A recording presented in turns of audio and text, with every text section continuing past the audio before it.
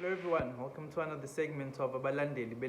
It's your host maLaNGeNi, the one true faithful follower of the Son, umshumayeli welanga, who has vowed to teach you how to be faithful followers of maLaNGeNi, our celestial orb. We are in the month of harvest. I want to talk about the esoteric meanings behind harvest. What does harvest mean within the body? We understand what harvest means outside of the body. Nature is in that time of bounty. It's the time of plenty. Sithwele izinyanda, or as we would sing in our Christian churches, Sithwele inyanda, Sithwele inyanda, sizothokoza sithwele. Yes, that is the time we are in. That is with the time we are in. I want to talk about what this means inside the body now. And I'm also going to tie it into the belief that YaHoSha, there's these special types of people going around us who call themselves the Hebrew Israelite, who insist that YaHoSha is born in the fall. YaHoSha is born at harvest. And I'm going to get into that.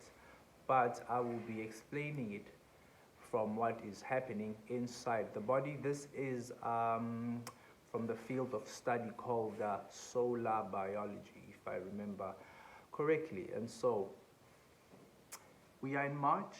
March for the southern hemisphere is harvest, the month of Ndasa. Ndasa, of course, alluding to bounty. Yandisa, to make plenty. It is the time of uNomkhubulwane. The time Nomkhubulwane gives us the final yield before we go into the winters. We're going to fill up our stockades. It's time for merrymaking. The marula wine is flowing. The grapes are slowly but surely getting ready. Jesus is still saying, Mary, it is not yet my time, but they are getting ready. And now I want to go into what does this mean internally now? Where are we? Now, according to the Lord's Prayer, remember where we started the Lord's Prayer? Our Father, who art in heaven, that's the crown. Hallowed be thy name, that's the pineal gland. Thy will be done on earth as it is in heaven. That was the throat chakra. Give us this day, Our Father, who art in heaven, hallowed be thy name. Thy kingdom come, that's the throat chakra. Thy kingdom come. And then thy will be done on earth as it is in heaven. Then we get to where we are now, the time of Nomkhubulwane, the time of Isis, which is the stomach, Bethlehem. Give us this day our daily bread. Where does it start? It all starts up here with Mary and Joseph. Mary is the pituitary organ and Joseph is the pineal gland. Now, internally, what happens? This takes place now each and every month. The harvest throughout the year happens, we'll put it in one place, the early harvest and the late harvest, we'll put it in one place. But this now that I'm talking about, that is happening in the body. Esoterically speaking now, I just said the pineal is Joseph and Mary is the pituitary organ. So what happens now is that these two bodies are on either side of the thalamus. And as I've just said, on the one side we have the pineal on the posterior, and then now we have the pituitary on the anterior side of the thalamus. Thalamus is, of course, the tip of the pyramid, or where the seed goes to be, to be perfected after resurrection in Joseph's tomb. I'll get into that in the next video. Now, they teach us that the pineal is cone-shaped and secretes a yellow golden fluid. And the pituitary on the other side, they say it is an ellipsoid, and which excretes a whitish, milkish substance. So the pineal, we have a goldish, yellowish fluid, a sunnish fluid, and then the pituitary organ gives us a whitish, milkish, moonish substance. The sun and the moon. the pineal, the son, Joseph, and the pituitary, Mary. And this is where? Up here. And it is these two fluids now that will come together. But before I get there, so yes, we've differentiated them now. The one is masculine, Joseph, the pituitary, and one is feminine. Sorry, one is masculine, the pineal, and one is feminine, the pituitary, Mary. And so now, this fluid actually descends. The fluids that are found in these two bodies come from a source of which we call the claustrum. The claustrum meaning a barrier or a cloister. And yeah, it's referred to as a cloister for a good reason, because the most precious seed is born there. But before it becomes a seed, it starts as a umoya that is somehow becoming physical. They call it a psychophysiological seed. That is what they call it. In the Old Testament, this is what they would term the manna that would descend from heaven, and then it would come down the body, and then the different parts of Israel would do what? They would partake, so that it brings healing to that part of the body. Yes, the 12 tribes of Israel are also the 12 parts of the body. It is not talking about a literal tribe that lived somewhere in the Middle East. That one is the mythology. That one is the folklore. As reasoning adults, we need to understand this. We need to understand this. So, my Hebrew Israelite brothers, please calm down. So, yeah, this substance actually descends from the claustrum.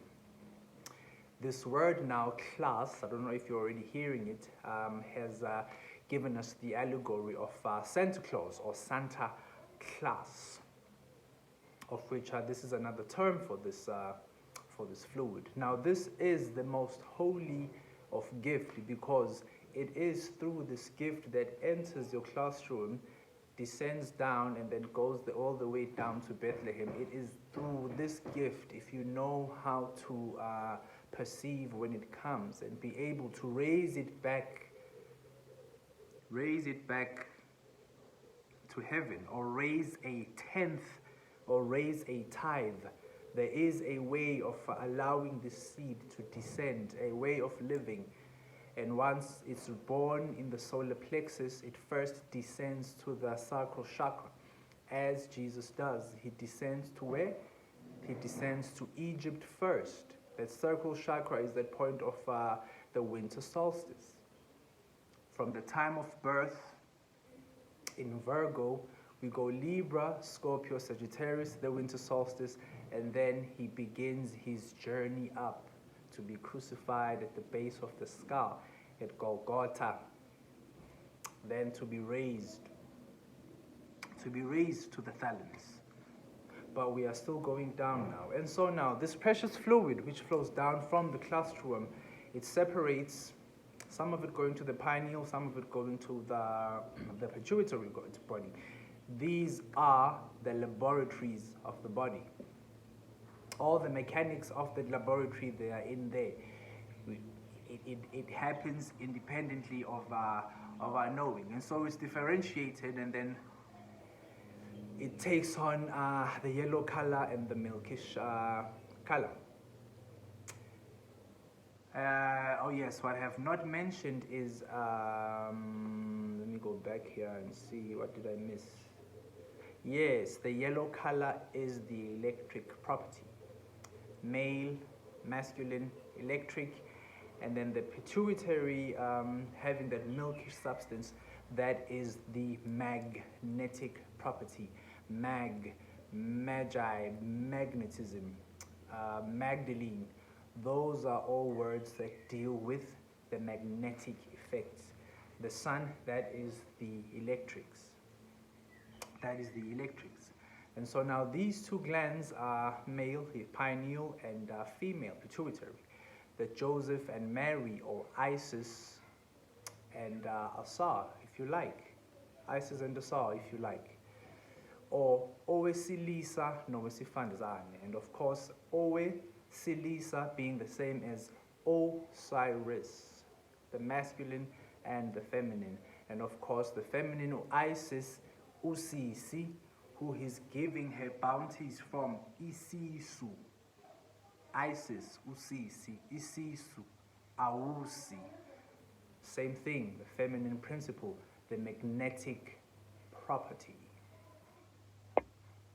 And so these two rivers now, which have now become one, they separate, pituitary, pineal, they separate and then they come together to go down what we will call Uhlanga Lezizwe. Uhlanga Lezizwe is also called the River Nile, the Hapi River. It is also called the River Jordan. If there's a river in your text, it's talking about your spine, it's talking about the system, the cerebral spinal fluid system going up and down your spine, sending messages from heaven into the 12 parts of Israel and then sending prayers back to heaven, or back to the Holy of Holies. And so yeah, these two rivers now, one descend from the head Aries and then Taurus, and then down the staff, they go into Gemini, down the staff of Asar, Uhlanga Lezizwe, until at last it reaches the solar plexus via the semi-lunar ganglia. I'm going to add the chart. I hope I'll be able to find it so I can show you these images. Yeah, via the semi-lunar ganglia. The solar plexus is the Bethlehem, like I've just highlighted. It is the bread basket, or yes, the place where the seed is born in the human body. And of course, in nature, it is the harvest that we are seeing. And yes, in a year, it happens once. But in the body, as above, so below, as within, so without.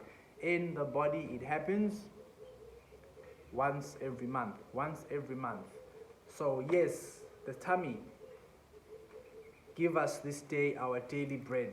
Unomkhubulwane, Usisi, Isisu, Virgo, Ceres, all the female deities of harvest that you can think of.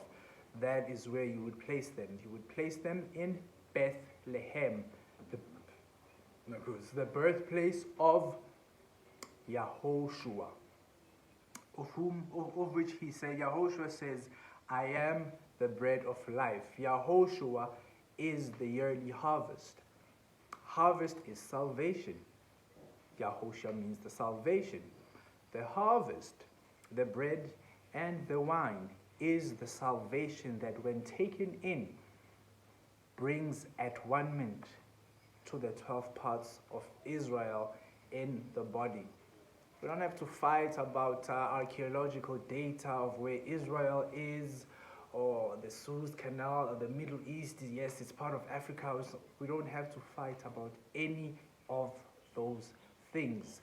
These are folklores, these are symbols, teachings. These are teachings. It's got nothing to do with literal history. And we need to be able to understand this as reasoning adults, as the followers of maLaNGeNi. We need to be able to treat these stories figuratively so that we can be able to get to the meat. So that is why YaHoSha is born when? These are poems, these are allegories pertaining to the almanac. The almanac.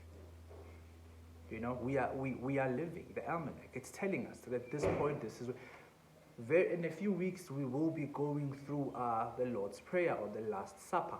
The Last Supper before the sun dips below the equatorial line on the 21st of March, going into autumn. And so we host a Last Supper, normally hosted outside preferably, because that is when you get the last glimpses of the fading summer. YaHoSha quite literally is the juices, the fatness of the land of Canaan. Hence he says, here, take. He gives them bread. He says, here, this is maLaNGeNi. maLaNGeNi loyana ophezulu. This is him now, materialized in the flesh. Do take and eat. And he says, here is maLaNGeNi, the rivers, the fluids, the whatever you name it, those sweet nectars, those nectarine. He says, here, drink, so that they may be at one mint throughout the 12 parts of Israel. If one part of Israel is faulty, or if one part of Israel is deceased, then the rest of Israel is also what? Is also affected. Is also affected. And so, yes, this is the time when we should be singing, bringing in the sheaves, all those hymns concerning harvest,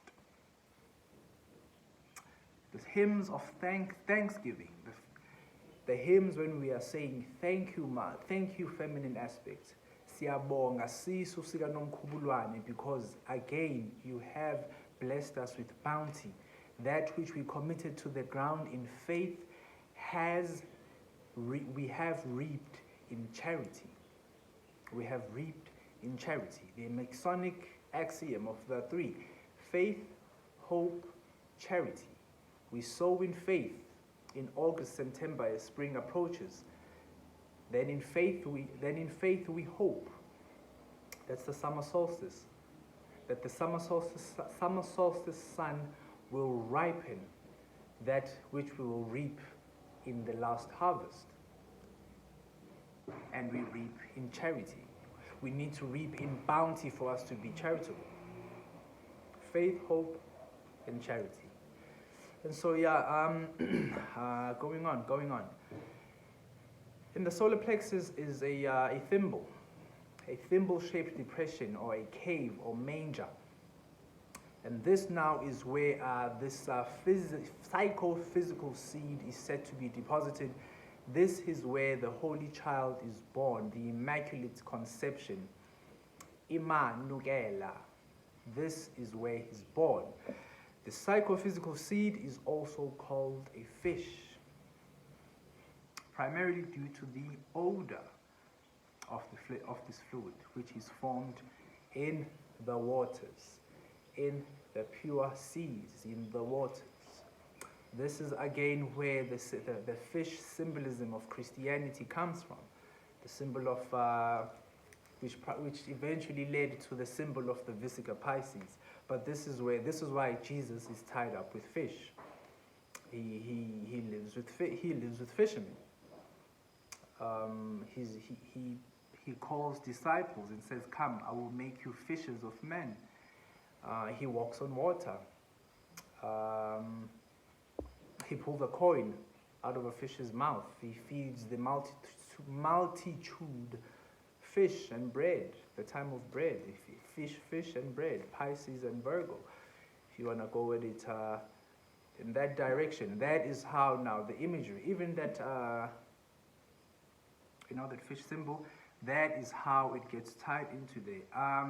A quote from Saint Augustine reads, "Jesus is a fish. Jesus is a fish in the midst of waters." Jesus is a fish in the midst of the waters. Some in the church, they actually they knew these secrets. They knew these secrets, and they were happy with them being burned or being put away. No, I don't want to go there. I don't want to go there. And so, I don't want to go that direction, the politics. I'm here for the mysticism and the esoteric teachings. And so, before birth, we are also surrounded by water, like a fish. We twirl and swirl in a world where we are surrounded by fish, and this principle remains true for a child formed, or for a child born in the generative plane. The generative plane being the physical world of the flesh. And so as how a child is born in flesh, so also will the spiritual child born in the solar plexus. Fluids from the pineal and the pituitary coming together, flowing all the way down to the solar plexus to be born to be born in that manger, or the house of bread. We are in the house of bread. Funny enough now, because we are all marveling at the beast in the north, many Christians are under the impression that we are in the season of Lent, that we should be fasting. How are you fasting when nature is in bounty? How are you fasting when we are supposed to be bringing in the sheaves?